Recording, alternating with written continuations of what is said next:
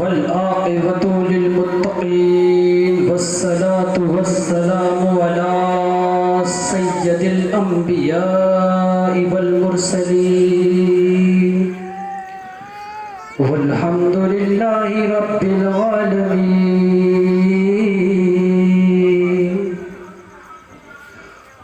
قد جاءكم من الله نور وكتاب مبين.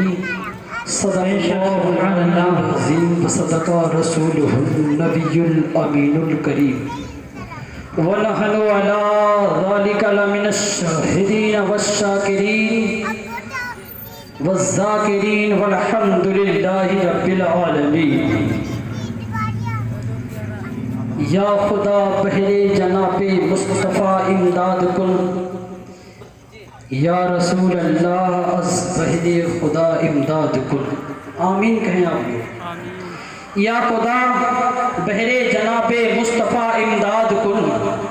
یا رسول اللہ از بہرے خدا امداد کن. یا شہید کربلا، یا دافع کرب و بلا، گل رخا شہزادہ گلگو کبا امداد کن. غوث اعظم بمن بے سر و ساما مدد قبلہ دین، مدد کعبہ ایمان، مدد بگرداب بلا افتادہ کشتی، مدد کن یا معین الدین چشتی. قادریم نعرہ یا غوث اعظم میزنم، دمزہ شیخ احمد رضا خان قطب عالم میزنم. خون دل دے کے نکھاریں گے رکھے برگ گلاب، خون دل دے کے نکھاریں گے رکھے برگ گلاب. ہم نے گلشن کو سجانے کی قسم کھائی ہے، اور جب پڑا وقت چمن کو تو لہو ہم نے دیا.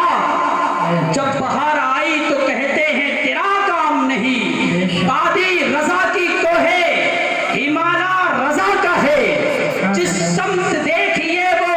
علاقہ رضا کا ہے، اوروں نے لکھا ہے علم دین پر بہت. جو کچھ ہے اس صدی میں وہ تنہا رضا کا ہے، جو کچھ ہے اس صدی میں وہ تنہا رضا کا ہے. اور اشرف علی کی حکم امامت سے ہے عیاں، اشرف علی کی حکم امامت سے ہے عیاں. مسجد کسی کی ہو وہ مصلی رضا کا ہے، مسجد کسی کی ہو وہ مصلی رضا کا ہے. حضرات، لائق کی تعظیم ہے وہ لوگ جنہوں نے اس پروگرام میں حصہ لیا اپنے جان اور مال سے. سب سے زیادہ مبارک کے لائق وہ لوگ ہیں جن لوگوں نے اس جلسے کو اس کے انجام تک پہنچایا، کیونکہ یہ میلاد پاک میرے آقا کی آمد، میرے آقا کی شان اور ان کے عزت و احترام کرتے ہوئے رکھی گئی ہے. میرے آقا کی شان کو دنیا کو دکھانے کے لیے، دنیا کو بتانے کے لیے اس میلاد کو منایا گیا، اس میلاد کو سجایا گیا. گویا کہ اس محفل کو سجایا گیا ہے، ورنہ کہ کچھ لوگ تو یوں ہیں جو میلاد کو شرک اور بدعت کے فتوے دیتے ہیں. عقل کا اندھا، شکل کا گندا، دیو کا بندہ، وہابی کی اولاد کہتا ہے کہ میلاد بدعت ہے اور شرک ہے. حضرت علامہ جلال الدین سیوطی کی بارگاہ میں ایک وہابی جاتا ہے اور جانے کے بعد عرض کرتا ہے، اے علامہ جلال الدین سیوطی، آپ مجھے بتائیں یہ میلاد کیا ہے؟ آپ اس کے سوال کا جواب نہ دیتے ہیں، بلکہ کہتے ہیں بتا تو اس بارے میں کیا عقیدہ رکھتا ہے، تیرا کیا ماننا ہے کہ یہ میلاد کیا ہے، یہ میلاد مصطفیٰ کیا ہے، جشن منانا کیا ہے، تو مجھے بتا تیرا عقیدہ کیا ہے. تو وہ جواب دیتا ہے کہ یہ بدعت ہے، بدعت ہے. آپ نے کہا تو جب یہ بدعت ہے تو بتا بدعت کی تعریف کیا ہے. تو بولتا ہے بدعت وہ ہے جو رسول اللہ کے زمانے میں نہ کیا گیا ہو، بلکہ ان کے بعد میں کام کیا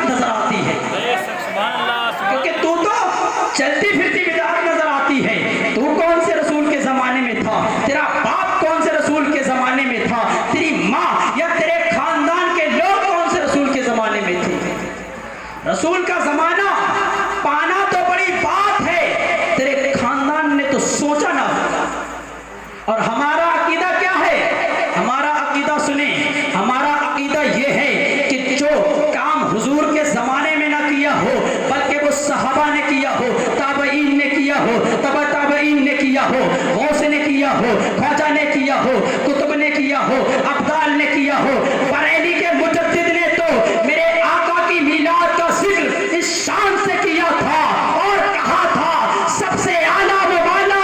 ہمارا نبی، سب سے والا و والا ہمارا نبی، یوں نبوت کے تارے ہیں سارے نبی، چاند سارے کا سارا ہمارا نبی، جس کو زینب رقیہ عطا ہو گئی پا گیا حسن زہرا ہمارا نبی، اور کہا تھا کوئی نبی نہ قیامت تلک آئے گا، اب قیامت تلک ہے ہمارا نبی، کوئی نبی نہ قیامت تلک آئے گا، اب قیامت تلک ہے ہمارا نبی، انبیاء کی کہانی ختم ہو گئی، آخری ہے شمارا ہمارا نبی، ہے لیاقت ان کی جاگیری سارا جہاں، ہر جہاں کے لیے ہے ہمارا نبی،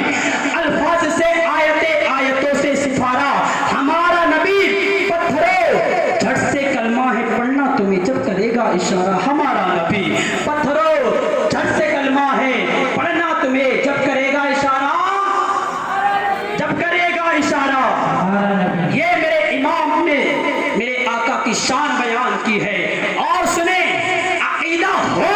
تو ایسا ہو جیسا میرے تاج الشریعہ کا تھا، میرے تاج الشریعہ اپنے آپ میں لکھتے ہیں، کہتے ہیں ساتوں زمین کو اور ساتوں آسمان کو یعنی کہ کاغذ کی شکل دے دی جائے، یعنی کہ ساتوں زمین کو اور ساتوں آسمان کو کاغذ بنا دیا جائے، دنیا کے تمام پیڑوں کو تمام درختوں کو قلم کی شکل دے دی جائے، تمام سمندر کا پانی ندی نالی کے پانی کو اور روشنائی بنا دی جائے، اور ان بنانے کے بعد ان سب سے میرے آقا کی شان بیان کی جائے تو قسم پروردگار عالم کی میرے آقا کی زلف کی تعریف کا امتحان ہے،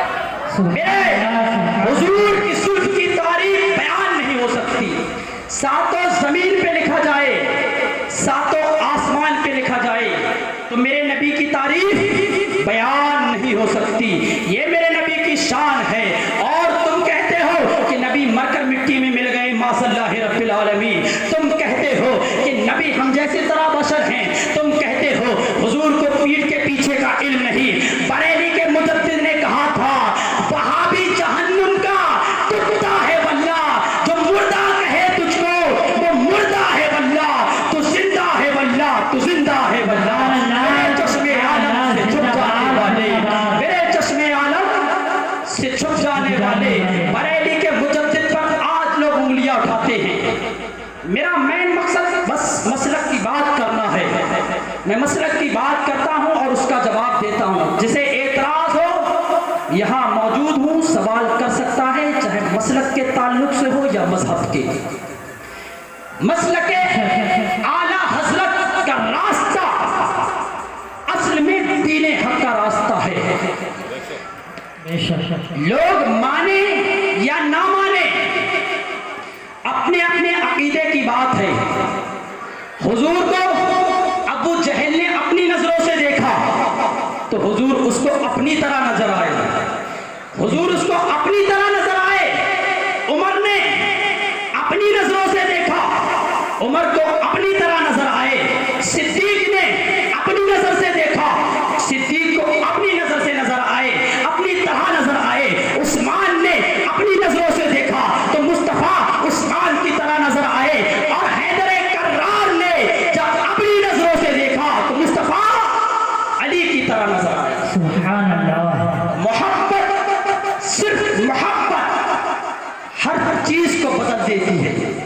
جس کو جیسی محبت ہوگی اس کو وہ انسان ویسا نظر آئے گا، آخر بات محبت کی رکھی کیوں گئی ہے، جب شریعت ہے طریقت ہے سب کچھ ہے